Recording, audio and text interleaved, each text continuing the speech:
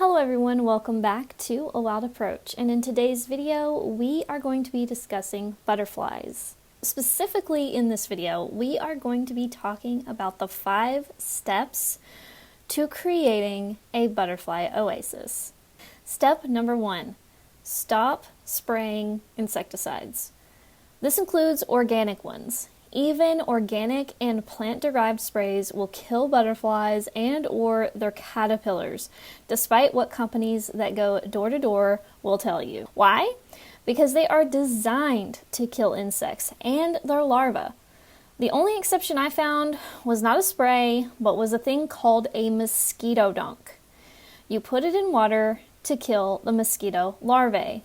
As for spraying yourself to repel mosquitoes, that's okay too. Just don't spray insecticides on your plants and around your garden. Instead, use those sprays that you just spray on yourself to repel them. Some of them have DEET in them and some of them don't, so whatever works for you. You might have to go back and forth between different brands and different ingredients, because I have found that sometimes, unfortunately, the mosquitoes figure out what you're doing and they finally catch on and adapt. So you might have to change brands or ingredients that you're using when you're spraying yourself to repel these insects. Another thing you can do is get a hat with a little net on it. And I recently bought one, and no, this is not sponsored. I'm not even going to talk about where I got it from. I'm going to let you decide where to get yours from. Obviously, shopping local is the best thing you can do, but if you can't find it local, and sometimes it's really hard to find them local, don't judge yourself if you have to go on some dreaded sites to find certain things. So, anyways, I will show you my little hat, and maybe that will give you some inspiration. Step number 2. Research the butterflies in your area and their native host plants. This is so important. Different butterflies are common in different areas. And in order to attract these butterflies, they need to obviously even exist in your area first. So try to cater what you're researching and what you're consuming in regards to your local area. So for full transparency, I live in East Tennessee. So when you're watching this YouTube channel, I am talking mostly about East Tennessee. Now, some of the things I talk about, such as this video, are things that can be pretty universal throughout the world. So it really depends on the topic, but when I get into specific butterfly species and their specific host plants, that is going to be most catered to my area, because that is where I live and that is where I research, that is what I look into. So keep that in mind when you're gardening for butterflies. Hey guys, could you do me a quick favor, pretty please? Could you leave a like underneath this video if you're enjoying it? That way I know which of these videos resonate the most with you guys. Do you need a short, quick guide to get started in wildlife gardening? Well, turns out I've got just the thing. I just came out with a new free ebook just for you, and it's called A Wild Approach to Gardening 101. And it's available on my website today at macylou.com/shop. It's free, so go check it out. What do you have to lose?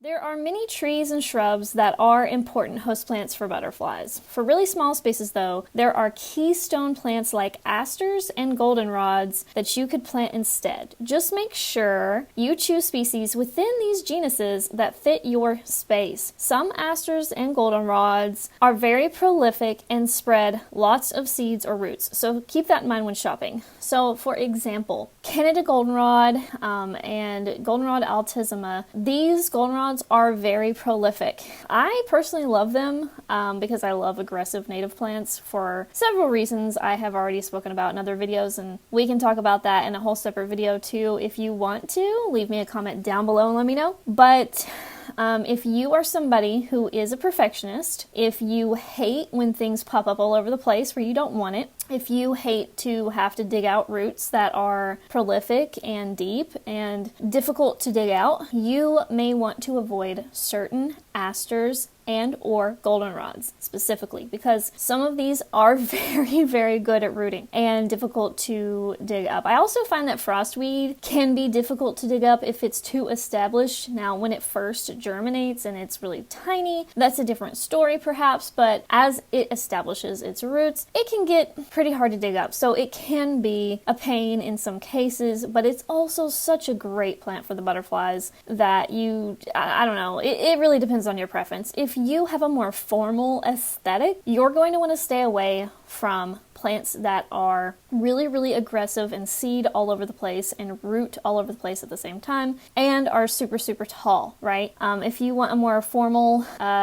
very tidy, very clipped appearance, which is the opposite of my aesthetic, and there's nothing wrong with that. If you ever hear me rail against that aesthetic, it's just because it's not my preference. It's like the opposite of my preference. So I say this to help everyone in this video rather than just catering to my own aesthetic. So a lot of you are wonderful gardeners who care about our wildlife and want to have a native plant garden, but you want to have a more formal space, and that's totally fine if you do. And so I'm just trying to give you some tips on that. So really look into, how do these plants root? How do they spread their seed? Is it something that stays kind of in its place, or does it spread all over the garden? And everything in between can happen as well. So keep that in mind when shopping. The next one is number 3, and that is pick the host plants that fit your space.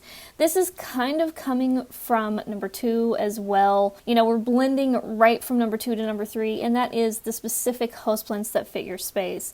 The smaller the garden, the smaller the plants you'll want to pick. Start with keystone species and species that will attract your favorite butterflies. So, you know, your garden aesthetic and how much space you have are going to come into play here. I have a 1/4 acre garden. Some people on this channel that comment under the videos will say that that's a huge garden, and then other people will think that it's a small garden. I personally grew up in a very rural area and was used to having a lot of acreage around me. And so now that I live in the city, a 1/4 acre, while pretty common in the city, to me feels pretty small in comparison to what I grew up on, right? And so to me, I would call this a small garden, but I would not call it a tiny garden. In fact, when I am weeding the garden, when I am digging out invasive plants, this garden does not feel tiny. It feels large when I'm trying to get rid of things, but it feels small when I'm trying to add bigger plants. For example, if I want to add really big trees or really big shrubs, this garden feels very, very small. It feels very, very limited. But, you know, it feels pretty big when it comes to trying to cover the ground to suppress weeds. Oh my gosh, I gotta buy a lot of ground cover to fill space A, space B, you know, whatever it is in the garden. It feels like I have to buy a lot of plants to fill certain spaces in the garden. And while at the same time it feels small when I'm thinking about, oh my gosh, I wish I could plant, you know, tulip poplars and, you know, southern magnolias, and, you know, when I want to plant these like huge trees, the garden feels extremely tiny, and I do not have a tulip poplar in my garden yet. I'm still tempted to plant one, even though my garden is only a 1/4 acre. And tulip poplars, if you don't know, can get extremely, extremely tall. And it's not so much always the tallness of a tree that can limit you in a small garden, because you can limb a tree up and you can use the space under the tree for your garden, and technically even a small garden can have a very tall tree in it. But the problem comes in when you want some sunny areas as well as some shady areas, and you plant a tree like a tulip poplar or a southern magnolia. Hey, Macy Lou here. So I was editing this video and I realized that I was rambling on about tulip poplars and southern magnolias, which are huge trees. Don't get me wrong, they cast a lot of shade. But They were not great examples because I was talking about keystone species, and to my knowledge, neither of these trees are keystone species. I should have brought up oaks. Oaks are super important, the most important keystone species tree that I can think of and that most people talk about. So oaks would have been a better example. And just wanted to plug that in the middle of this video because I didn't even talk about oaks, and they're extremely important, and they are like the top keystone species of pretty much everything, every category. So keep that in mind, and back to the video.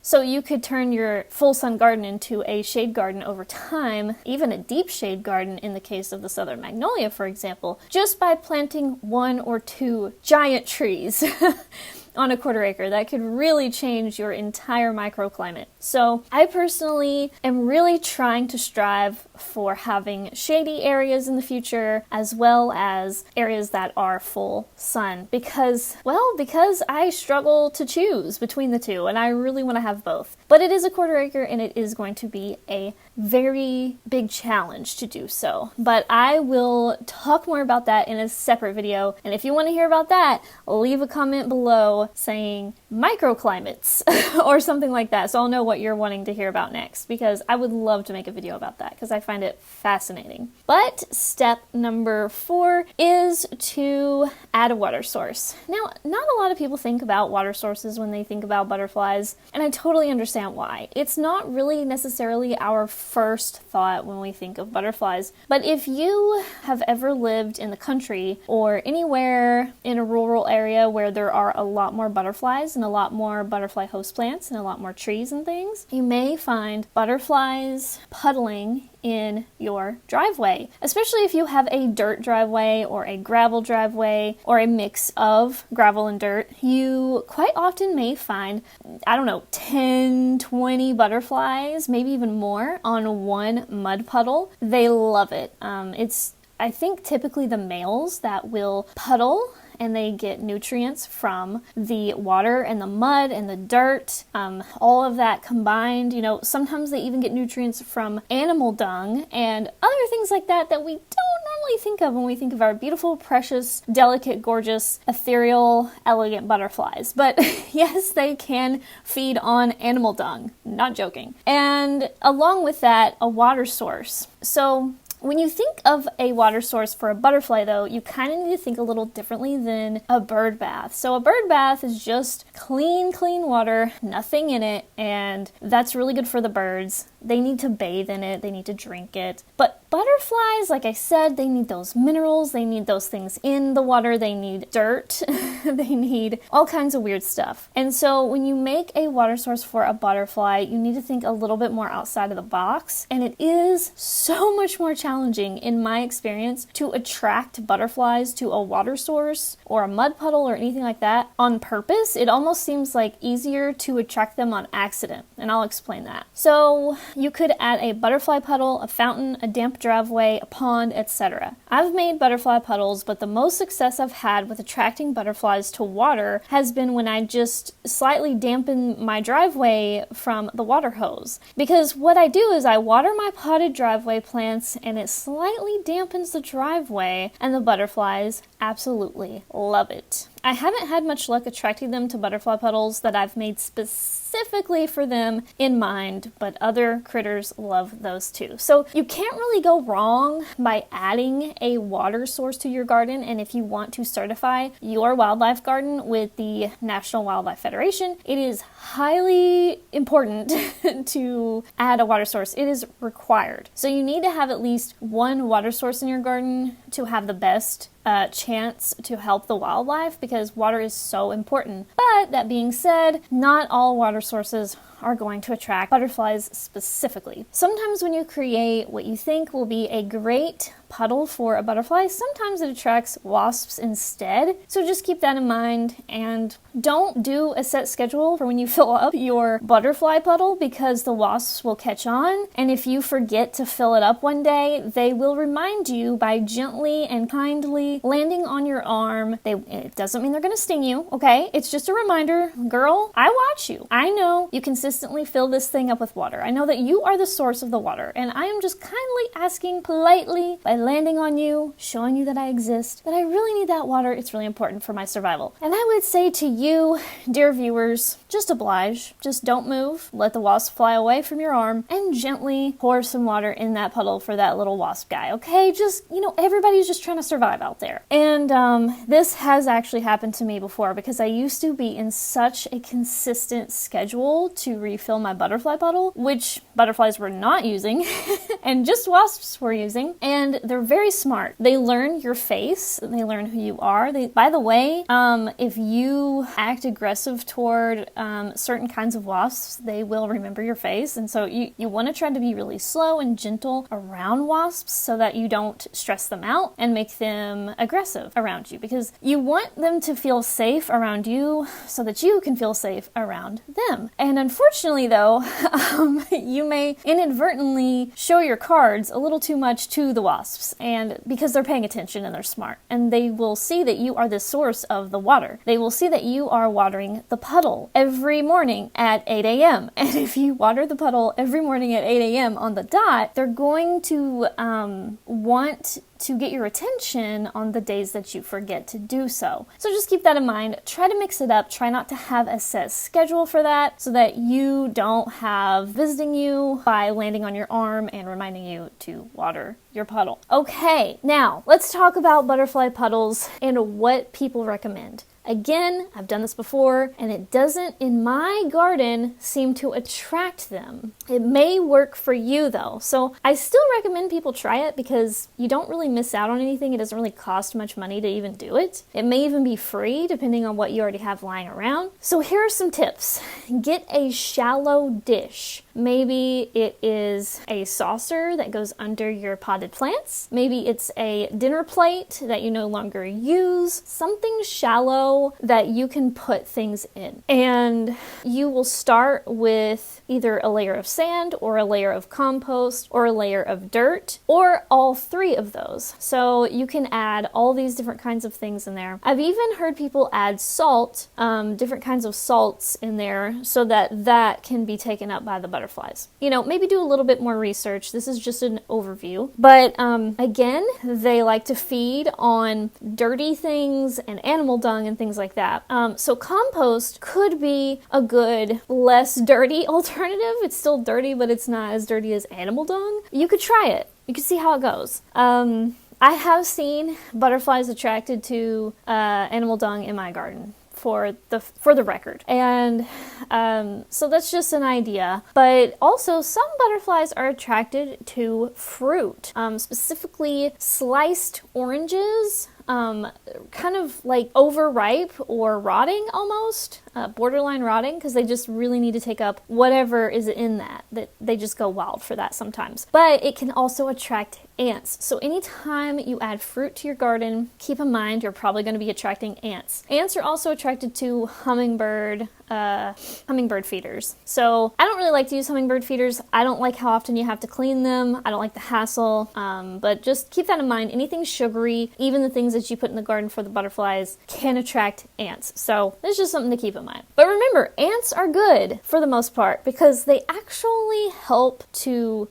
plant the seeds of spring ephemerals. Native spring ephemerals, a lot of them rely heavily on ants. So it's not that attracting ants to your garden is bad, but just keep that in mind. You may not want to put your butterfly rotting fruit near your patio where you like to sit, and chill and hang out. Just keep things like that in mind. Okay, so step number 5, the final step in my 5 steps to a butterfly oasis, is to add nectar plants that are native to your area. Provide blooming throughout the growing season from spring to fall. So this is usually what people think of when they think of building a butterfly garden, but I put it last for a reason. It is very vital and very important, but too often it is the first step that everybody says. And I think it's really just because it's the easiest step, It's so much easier to just plant nectar plants and then just move on with your life. But the truth is yes, you're going to see the adult butterflies coming to those nectar plants and using those nectar plants and hanging out in your garden, and you're going to think, oh, I have the perfect butterfly garden. But the truth of the matter is it's not the perfect habitat for butterflies if it doesn't have all the other things that I listed earlier as well, because you need a good foundation for your butterfly garden. Instead of just attracting them to the food, you need to have all of the elements that they can need. They need places to shelter, they need places to mate, they need host plants to lay their eggs on, and they need nectar plants and water sources. It's all important. And to top it off, if you're spraying insecticide everywhere, there's no point in even starting, because if you're spraying insecticide everywhere, it's just going to kill anything that you attract. So please avoid insecticides where and as all possible. Is that even a phrase? Did I just say that phrase wrong? Probably. But where at all possible, please completely avoid the insecticides. Okay, back to the nectar plants. So again, you want blooms all the way from spring all the way into fall, because it's super important that every time of the year that you possibly can pack native blooms into your garden, the better, because that gives them food all year long. And so make sure that the host plants and the nectar plants you buy are sold and grown by folks who do not use neonicotinoids. Neonicotinoids are devastating for butterflies, bees, and other pollinators. They are a definite no-go for our gardens. So if you don't know what a neonicotinoid is, it is an insecticide that is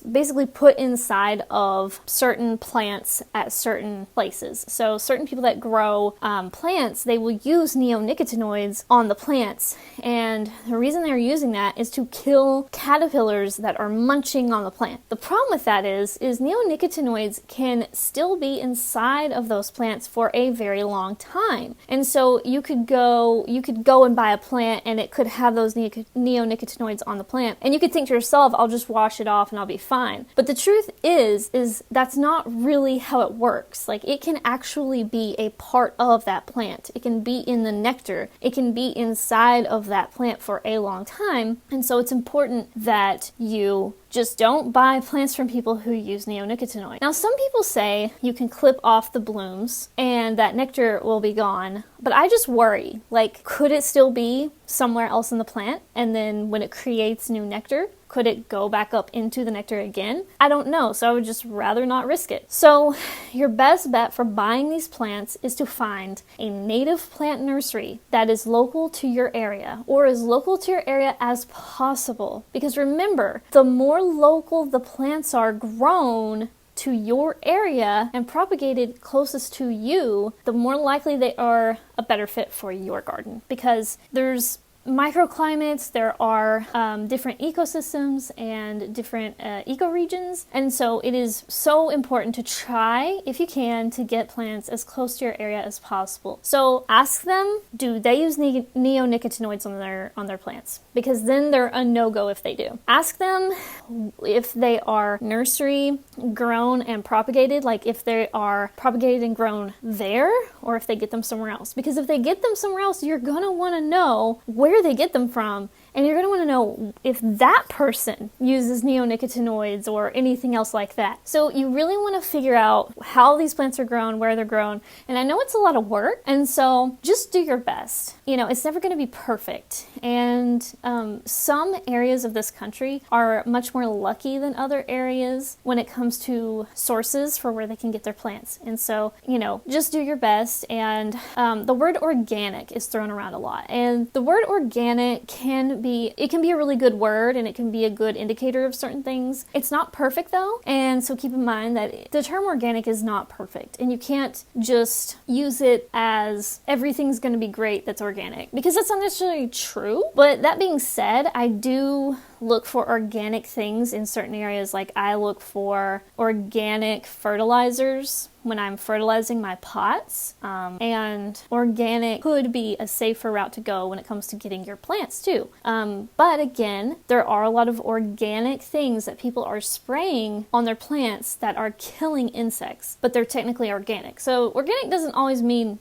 good. It's tough. It's tough to find the exact perfect things for a wildlife garden, because wildlife is so, they're delicate in certain ways, and they can be affected by certain poisons and toxins and things. And so we just got to try our best, and we're always learning, we're always growing, we're always finding new sources for these things. And I'm super lucky, because where I live in East Tennessee, there are so many organic native plant gardeners who don't use, any of that stuff. And because they're growing for this reason. So really, if you can find people who are growing plants specifically for butterflies and bees and other insects, if they are growing with wildlife gardening in mind in this vein, chances are they're probably not using all those poisons and things that will kill the wildlife, because then that would be completely stupid and that would just make no sense. And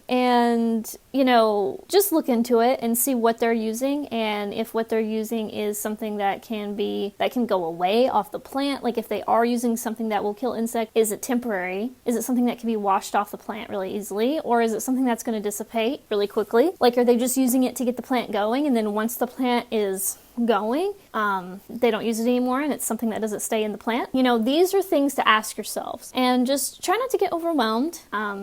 Just look for the indicators. The indicators are growers who are growing specifically to provide host and nectar plants for butterflies and for their caterpillars and for bees and for birds. And that would probably be your best bet. So guys, thank you so much for watching this video. Please don't forget to leave a comment down below and let me know, what are your favorite butterflies and what host plants do they use in your area? And bonus points if you can name your ecoregion. Do you know what your ecoregion is? Name that in the comments below, and leave a like on this video if you enjoyed it. Don't forget to subscribe if you want to see more videos like this. I do other videos on birds, native plants, wildlife gardening, and if you enjoy that kind of thing, I hope you stick around and you hang out with us. And welcome to the community. I'll see you in the next one. Bye guys. Hey guys, don't forget to follow me on Blue Sky and Instagram. These are the two best social media accounts other than YouTube, where you can find me and you can see me post photos of the garden, thoughts on wildlife, and more. So don't forget to follow me over there. Brand new items are now available in the shop. Thanks so much to viewers like you for supporting the channel.